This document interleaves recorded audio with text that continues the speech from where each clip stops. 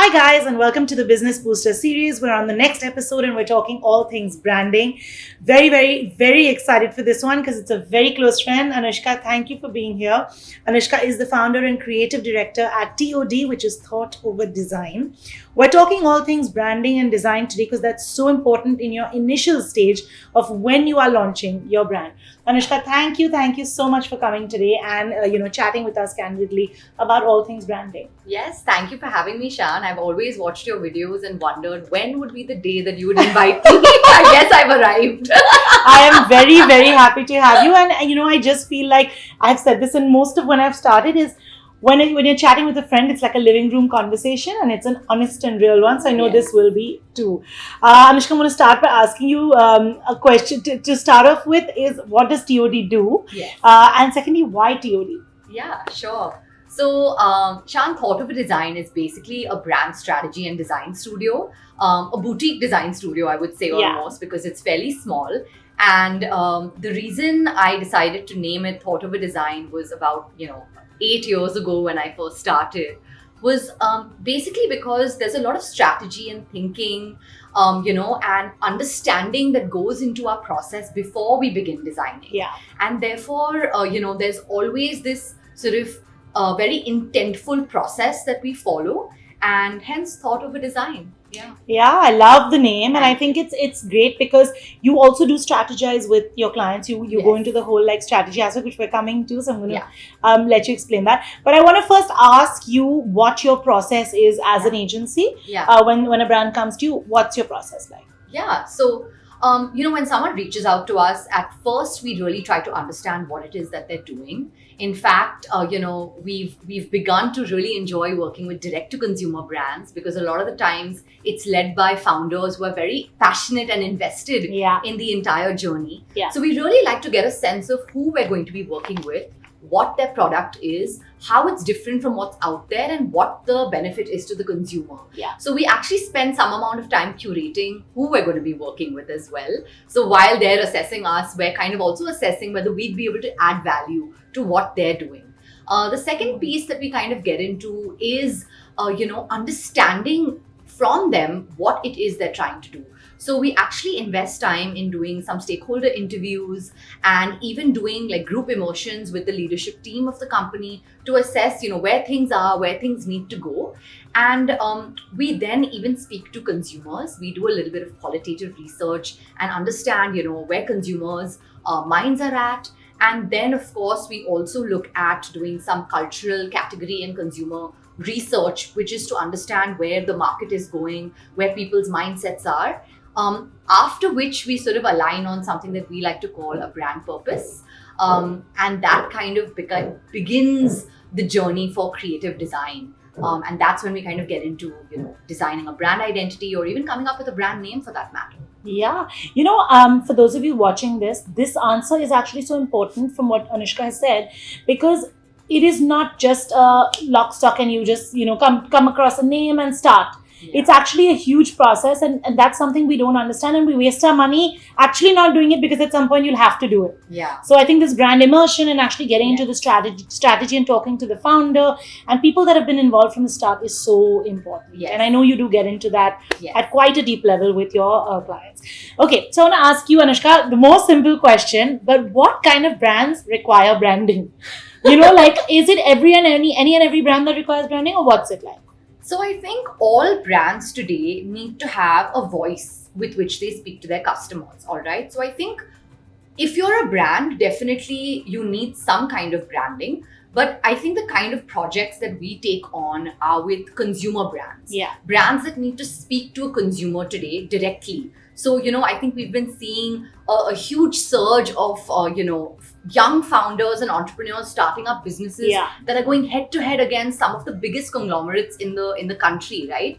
And these are known as direct to consumer brands. I'm sure a lot of your viewers, Shan, have started some of these themselves. And I think direct to consumer brands today really require that investment in branding, Yeah. because that's really where the differentiation happens. So yes, you might have a different product. Yes, you may, have something that's new for the consumers, but how are they going to understand, why you're better? I think there are various touch points at which they would kind of learn about your brand, whether it's your packaging, whether it's, a video that they see online. And so good branding usually helps you tell that story. So I think, yes, all brands require branding, but I think consumer brands today can use branding and leverage it to their advantage in more ways than one. Absolutely. I totally agree. Okay. So let's go to the questions that a company needs to kind of evaluate, before coming up with their brand. So, for example, the why, the audience, values. These are very important, and this is another thing that people don't put down and don't actually do like a deep down strategy. So, absolutely. So, in fact, this is something that I've been learning a lot about. I don't think I had the knowledge initially, and I think that a lot of us constantly learn on the job, right? Absolutely. So I think one of the really amazing videos I've come across is this one by Simon Sinek, and I would really recommend all of you watch it. It's called the What, Why, like the what and why. And basically, Simon Sinek approaches everything from the why. It's why do you do what you do? And that's basically what your brand purpose is. And that becomes a very, very important, crucial question to answer. Because it's very easy to say what you do and how you do it.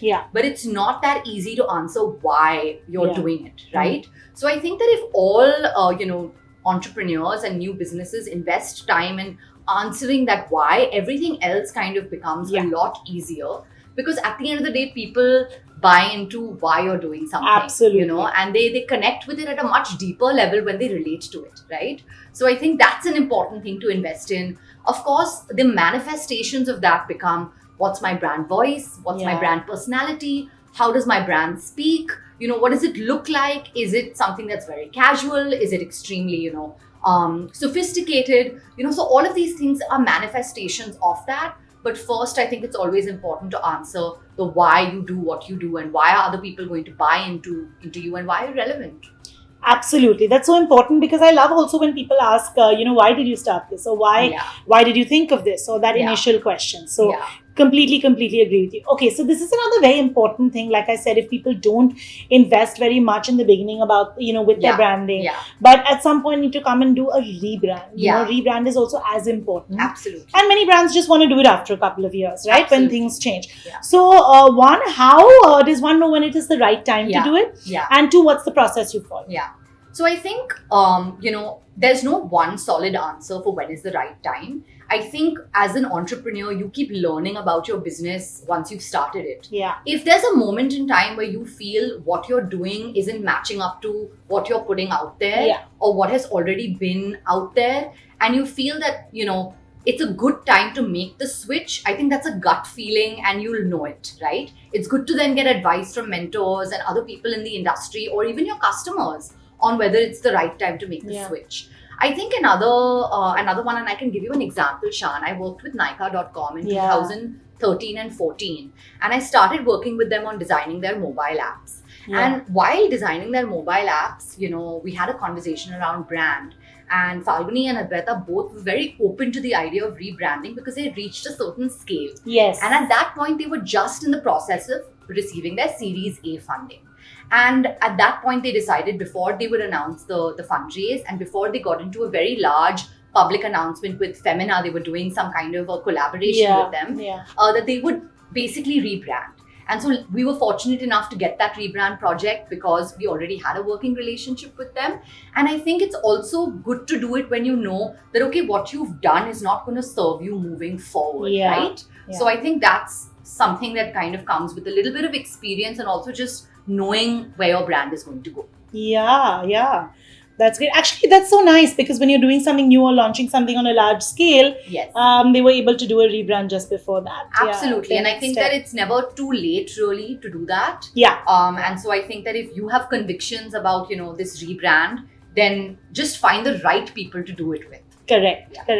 Okay, so can you give me any 2 pointers? I actually have been wanting to ask you this, where you've seen a failure of branding, like you've seen, I mean, I'm sure everyone doesn't get 100 on 100 every time, right? So any 2 things where, I don't want you to name the company, but like anything that they might have done which actually led to a failure of a brand, rebrand or brand. I mean, I would say today what I'm noticing a lot is that there are a lot of trends in marketing, right? So there are social media trends, there are trends that or there are platforms that then dictate, what brands should do. Yeah. And I think the one thing that maybe a lot of brands do incorrectly is they follow the trend as opposed to stay true to who they are. Yeah. And I think it's really important to, once you've understood your why and once you've kind of built your brand, use the platform as a way to leverage those things. Yes. Don't tweak those things for the purpose of performance marketing or for making, some kind of campaign. So I feel like, that inconsistency over time then leads to consumers not either trusting the brand or the same consumer won't buy into the brand constantly, right? So I feel like consistency is really important when it comes to branding. Yeah. That being said, today we live in a dynamic world. So I don't mean consistent being static. I just mean that, stay true to who you are and then use these platforms to their advantage to really tell your story. Yeah. Okay. So Anushka, also a strong brand identity. Can you just tell me what, any key elements for a strong brand identity? Yeah.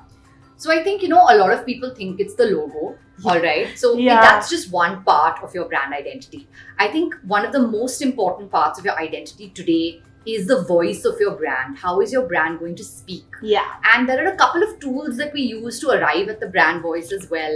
Very simple, maybe you can do this with an exercise with your team. It's called brand archetypes. You can look it up.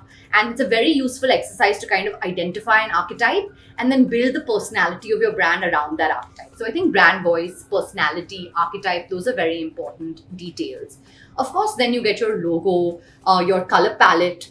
Today, again, we're living in a dynamic world. So it may not be one color, it may be a series of colors, your typography, also any other assets that your brand has. So for example, it could be the way in which your packaging is designed. Yeah. Does it follow a certain system?